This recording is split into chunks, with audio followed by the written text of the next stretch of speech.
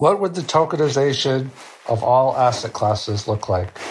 So I've talked a little bit in other podcasts about innovation and disruption in fintech and how money has moved not only from analog to digital in terms of, for example, cash going in less than one generation from cash is king to cash is largely irrelevant.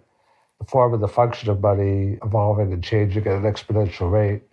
So if money is digital and money is decentralized, and if all asset classes become tokenized, one example of that, which is commonly referenced, is that the stock market, all the companies on the stock market could become tokenized.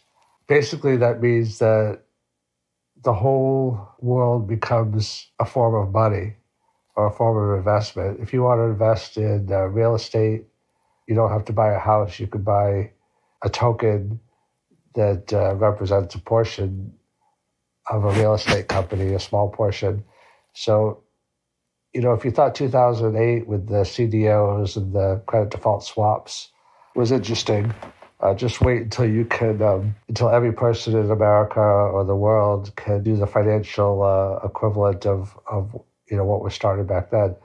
So I'm not saying they're exactly, in parallel, but it's interesting because, Wall Street started as a very small part of the, fabric of America, and increasingly has grown and grown. I mean, they say healthcare is the uncontrollable, cost structure in the United States, and that definitely has been true. But the influx of the influence and the expansion of the financial markets is huge because more and more of the economy is being transformed into trading as opposed to production or even service. In terms of the tokenization, I mean, you could carry it even farther than just stocks and the various asset classes, everything from manufacturing to real estate to pharmaceuticals to anything that you can really imagine, is that anything that can be